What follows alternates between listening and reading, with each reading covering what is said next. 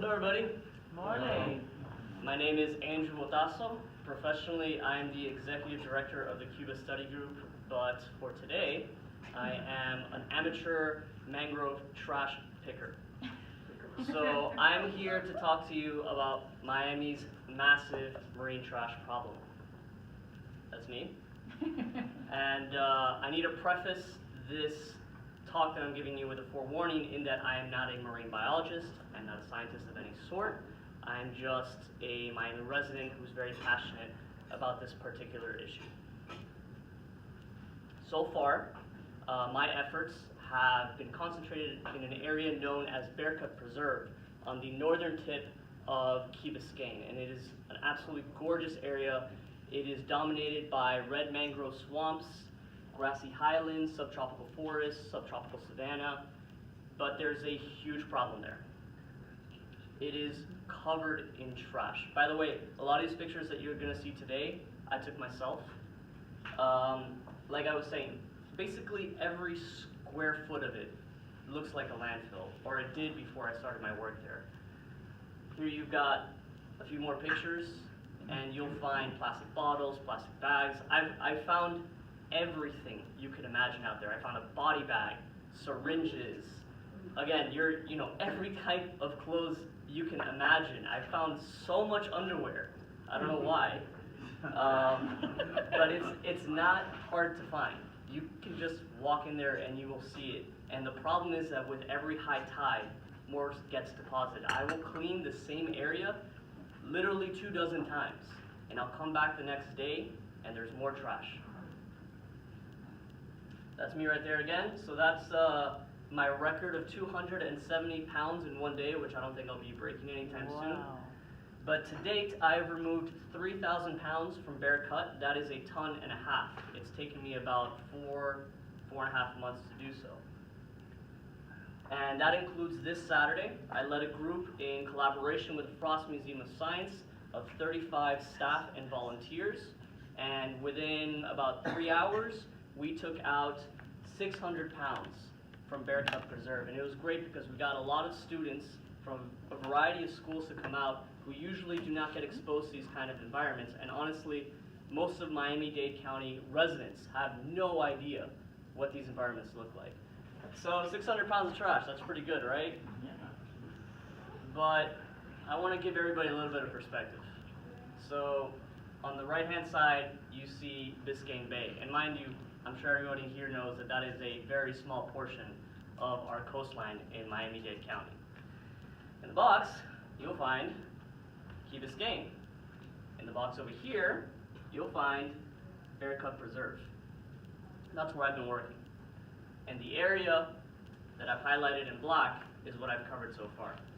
So if you go back a little bit, you can tell that I've tackled a minuscule amount of this problem that we're facing in South Florida.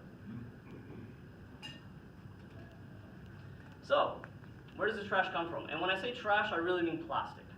Because when it comes to things like glass or metal or certainly paper, they all biodegrade over time. But let's focus on plastic. Where does it come from?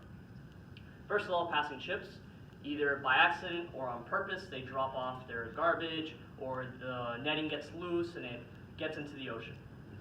It gets blown off landfills.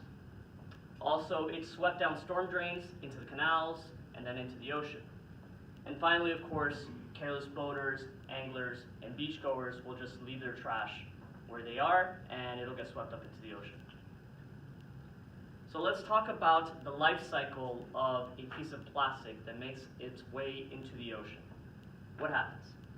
Well, like I said, unlike other types of trash, it doesn't biodegrade. What happens is that it breaks down into smaller and smaller pieces of plastic through wave action, the sun, salt, etc., and it turns into what's known as micro or nanoplastics. Then, the animals at the bottom of the food chain, whether it be zooplankton or bait fish or arthropods, mistake it for food, and they eat it. And you remember the rest from biology class. The larger fish eat the smaller fish, until you go all the way up the food chain, and the largest oceanic predators are the ones that wind up with the highest concentration of plastic. Unfortunately, these are also the same animals that we, humans, love to eat. Tuna, tarpon, marlin, etc. We catch it, we eat it, and then we wind up with those toxins in our bodies. Marine plastic also does a lot of kinetic damage to oceanic animals. For example, you'll find fishing lines and nets that get caught up with turtles. You have this phenomenon that's happening all over the world, where whales are dying and getting swept inland and being beached. What happens is that they mistake plastic, whether it be plastic bags or other debris, as food. They eat it, they feel full. But the problem is that they receive absolutely no nutritional value from this, of course, and then they stop eating because they still feel full, and then they starve to death and they wash ashore. Same thing happens with a whole range of marine animals. Same thing happens with seabirds. So I have personally found within 10 feet of each other 2 brown pelicans, dead, fully grown, whose gullets were completely full of plastic. Their stomachs will literally burst. And of course you have the effects on marine mammals, for example, sea lions and dolphins.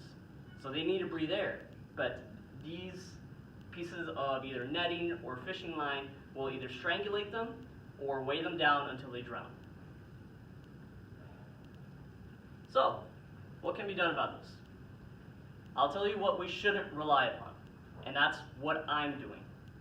If the only thing we do is beach and mangrove cleanups, we've lost. Because like I've said, every time I go out there, there's more trash at every high tide. What I do is incredibly labor intensive. It takes a long time. On average, I can take out 60 pounds maybe in a day.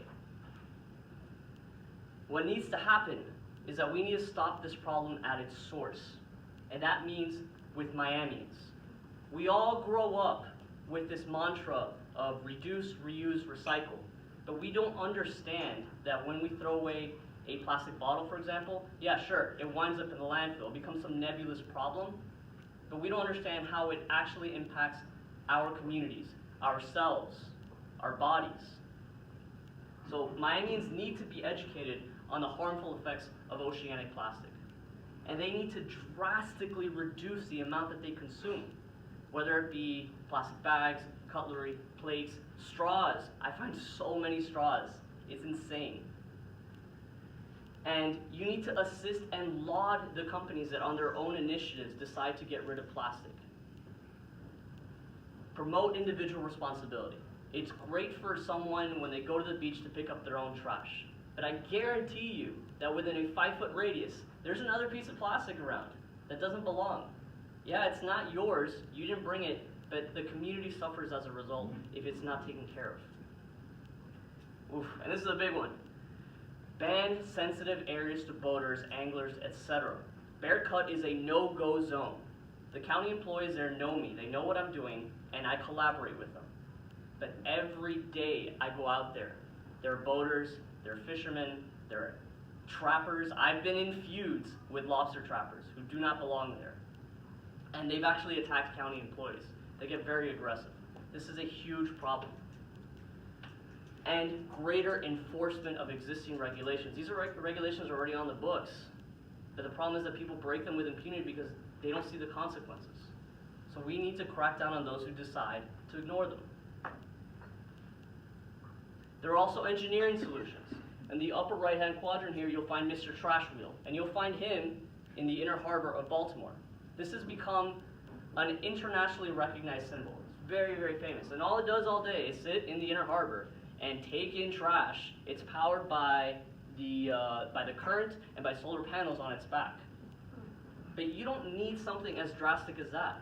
Something as simple as putting grating over the storm drains will block a lot of that trash from going into the canals and in the ocean. The problem then becomes you have to come by and pick up that trash, otherwise the storm drains get blocked, and we already have plenty of flooding in Miami.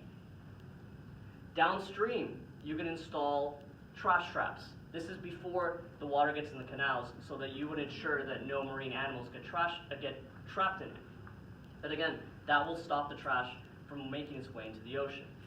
Also, you have marina trash traps. You can put this in places like harbors or more protected areas. At the end of the day, we are facing, as a county, as a city, a massive problem that most people don't even know about.